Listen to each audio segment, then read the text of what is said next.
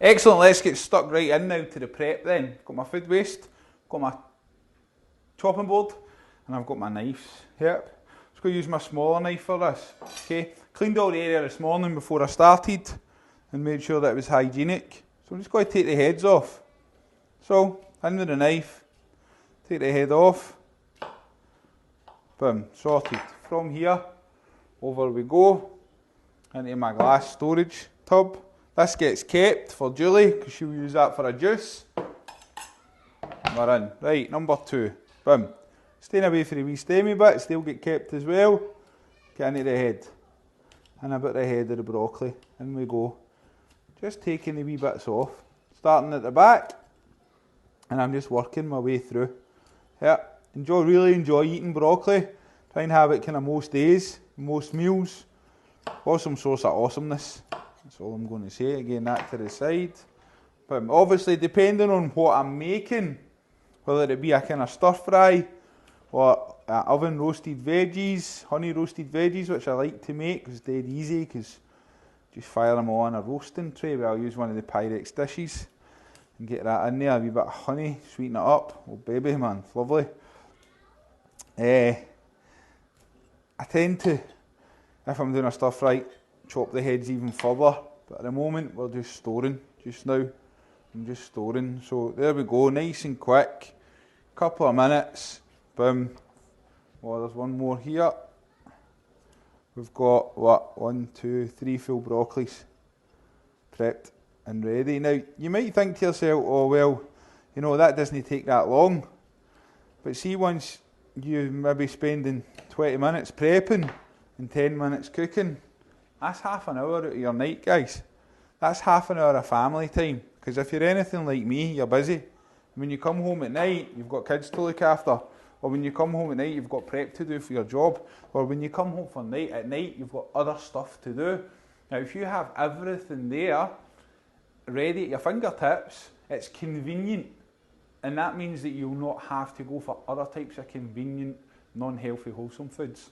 So that's how I set up and prep my broccolis for the week ahead. Okay guys, now we're going to look at the nice bell pepper. Yeah, so what I'm going to do here is we're going to come in from the top.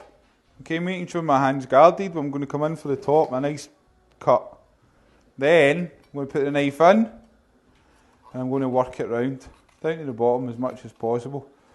Yeah, obviously taking care to make sure that I don't cut myself. From here, get the seeds out, get the white bit out, get a wee whack and a wee tap. Now what I do with this bit is I just push it through. I mean, there's no point in wasting. No point in wasting it. It's lovely, man. Love a bell pepper. Beautiful crunch. Yeah, so top. I'm just going to slice through. Keep it really simple. Yep, that's going to get used for stir fries, and it's also going to get used for omelettes and things like that. Yep, ready roasted. Boom, down the middle. And what I'll do is I'll tuck my fingers in. Yeah, and I'll just bring the knife along. Just bring the knife along and cut it in wee fingers. Your preferred size. Yep, and then from here, what I'll do is I'll half. Now, I'll tend to do about 7 peppers.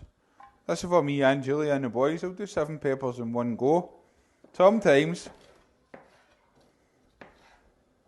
I'll keep them long because I like them long in a stir fry. And now we're moving into some spring onion. When I'm cooking a stir fry, I tend to use spring onion. I'm sure it's Gok Wan that talks about the holy grail, the holy three.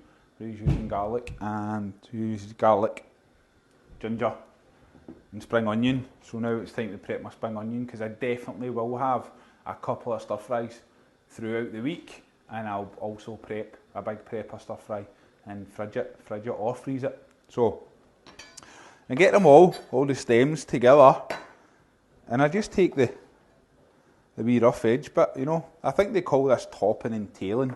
But I'm just going to come straight along, yeah, and just nice slice through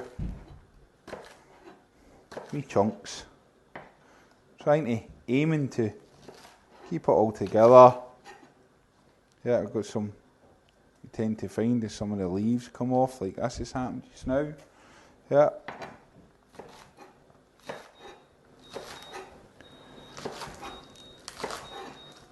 I'll take it up as far as possible. I won't waste this either, this will probably get used for something else. Okay, garlics. Yep, I know there's different ways to do it, and you can put them in jars and all that jazz.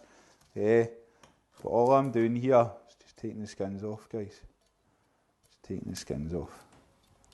It can be kind of tricky sometimes. Boom. Moving on now to the cauliflower. I like to have cauliflower rice. We'll be sending a recipe out for that as well, which gives you just about the same consistency as normal rice, but obviously doesn't have as high a starch content. So I take the leaves off first. Yep. And then sometimes I do this, but sometimes it doesn't work. So I'll go in with a knife and I can't get in with my hands.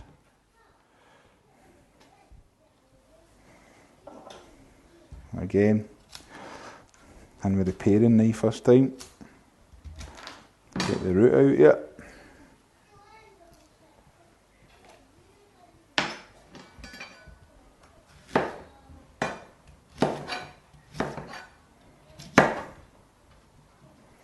And I keep this quite chunky because I'm going to put it in the NutriBullet to grind it up to make it smaller. So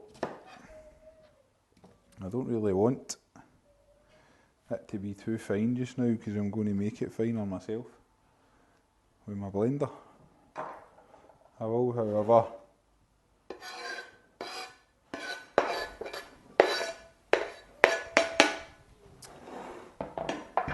not waste anything. Okay, moving on to mushrooms. Only got a couple. Yep, just got to take the head out. Here, I'll take the head off the stem, turn them back over. Yeah, I've given them a wee wash earlier on and they've dried out. See, I've only got a few, but nothing goes to waste.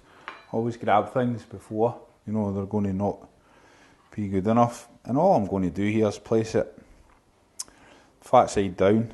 I'm just going to run my knife along. Do that again. Fingers, just curl my fingers in. My knife skills are okay, guys. It's self-taught. I'm not a chef, remember. Yeah. Again. Just run the knife along.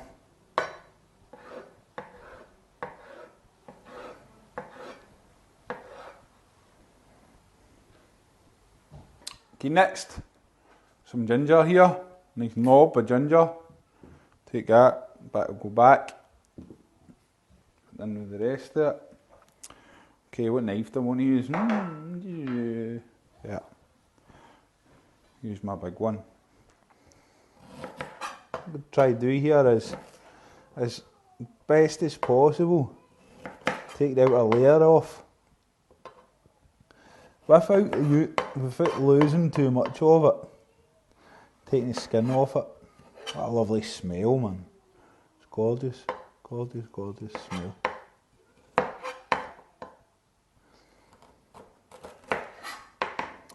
Ginger's really good for you for many different reasons.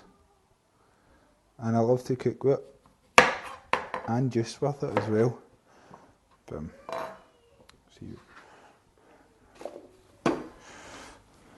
See what we can take off this bit. Probably not much. Sometimes they're really funny shaped. And you just need to get in there as best you can.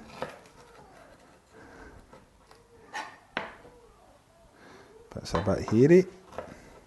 Right, sorted. Get rid of the waste. And an environmentally friendly tub bag process. Right, okay, this is how I do it. And with anything that I do, guys, on here, this is not the holy grail. You don't have to do it the way that I do it. But this is how I dice it. Down the middle, I get myself a decent sized sliver, and I pinch, and I pinch again. Keep it nice and tight.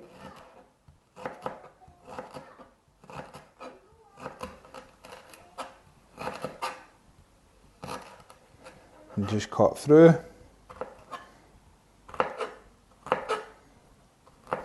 What I'm left with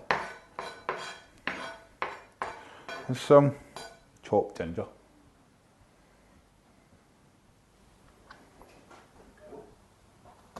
Okay, there we go. An onion. Man, I hate chopping onions because I always end up grating like a big Wayne. However, it needs to be done. We'll be using them today.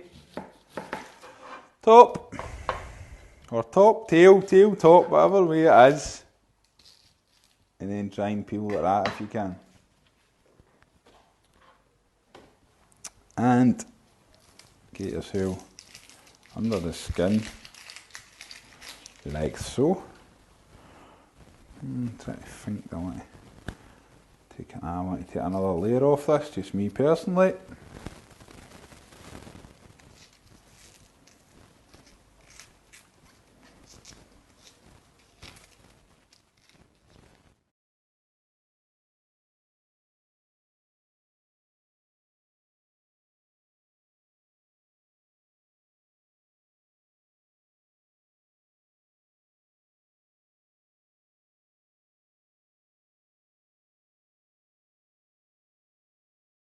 Really?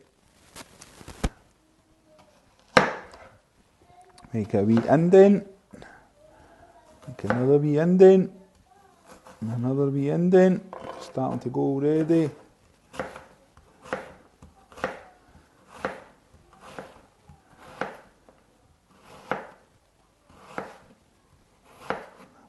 I want my onion to be finely chopped, and then you get these wee bits on the end.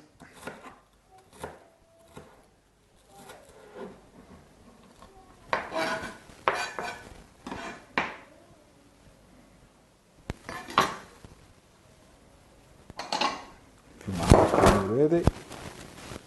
Yep. Right, here come the tears.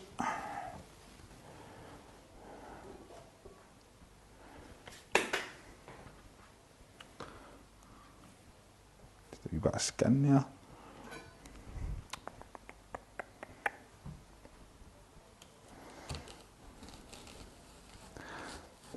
Again.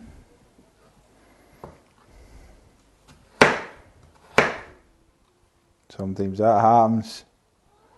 Big chunk comes all the way out. And another big chunk.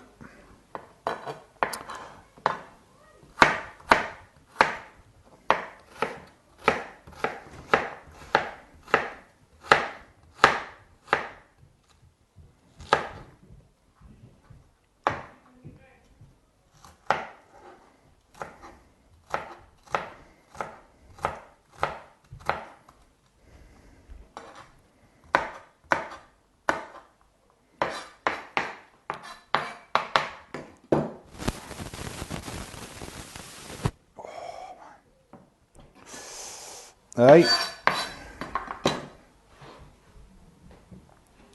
Eyes are nipping.